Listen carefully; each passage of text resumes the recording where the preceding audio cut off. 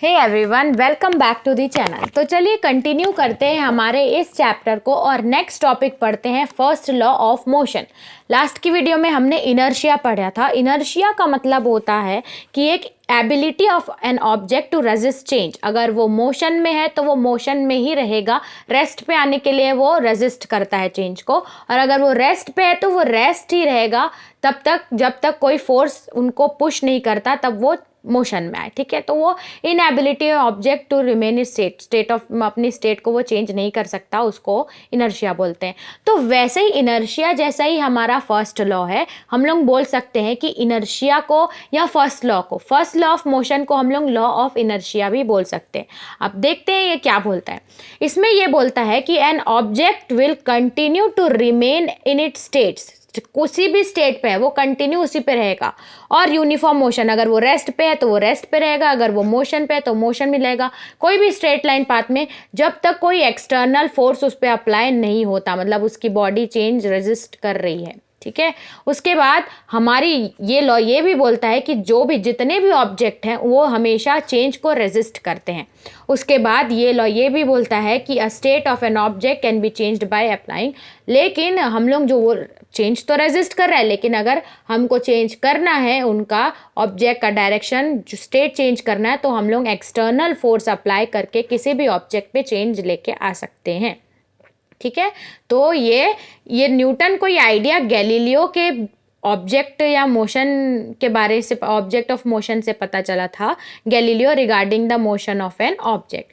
तो इसमें अगर एक फर्स्ट लॉ ऑफ मोशन का एक एग्जांपल है कि पहले अगर ये बॉल किसमें है, रेस्ट पे है, an object is at rest will remain at rest, जब तक हम कोई एक्सटर्नल फोर्स नहीं लगाएंगे।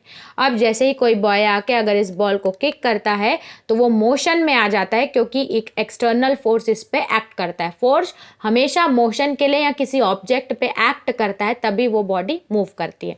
एक और एग्जांपल अगर हम देखें तो इसमें दिया हुआ है क्या, कार्ट दिया हुआ है।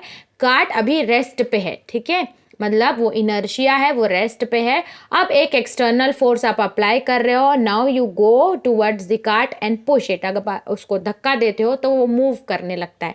तो वही बोल रहा है ना कि वो अपने चेंज स्टेट पे ही रहेगा जब तक कोई एक्सटर्नल फोर्स अप्लाई ना हो। ठीक है, तो ये लॉ यही बोलता है। एक और एग्जाम्पल अगर लॉ का हम लोग देखें तो हम लोग ये देखते हैं कि कार में अगर हम लोग जा रहे रहते हैं, ठीक है, मैं आपको कार का एग्जाम्पल देती हूँ, फिर जो बुक में दिया है बस का एग्जाम्पल हम लोग वो भी डिटेल में स्टडी में पढ़ लेंगे।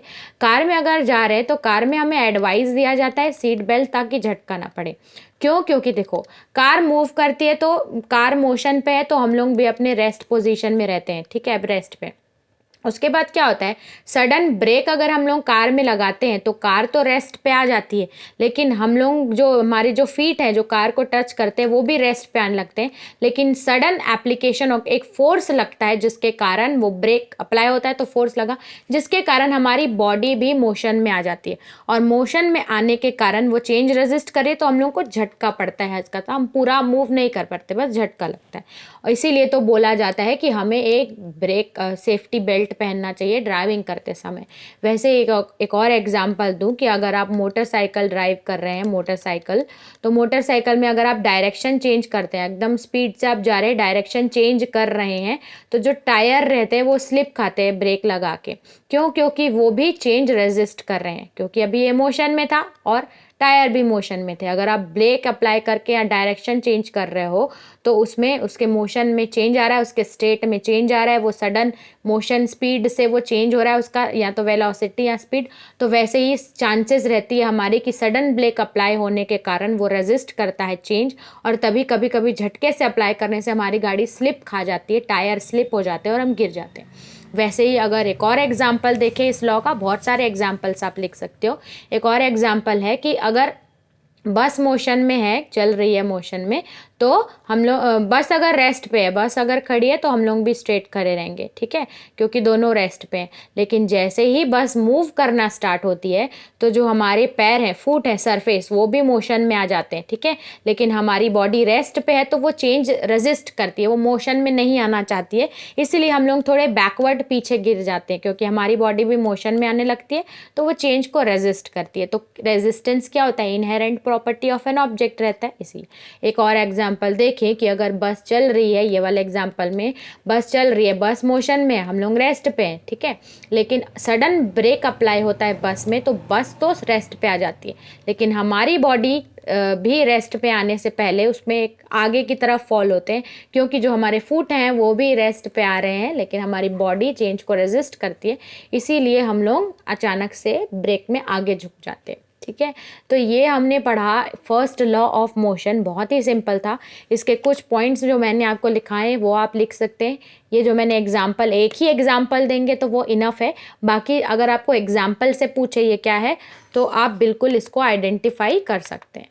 ओके, तो ये था हमारा टॉपिक। इस वीडियो को आप रिवाइज करो, तब तक हम इस चैप्टर की नेक्स्ट वीडियो या second law of motion deal करते हैं नेक्स्ट वीडियो में। और अगर आपको वीडियो पसंद आई हुई तो don't forget to subscribe the channel. तब तक के लिए बाय बाय।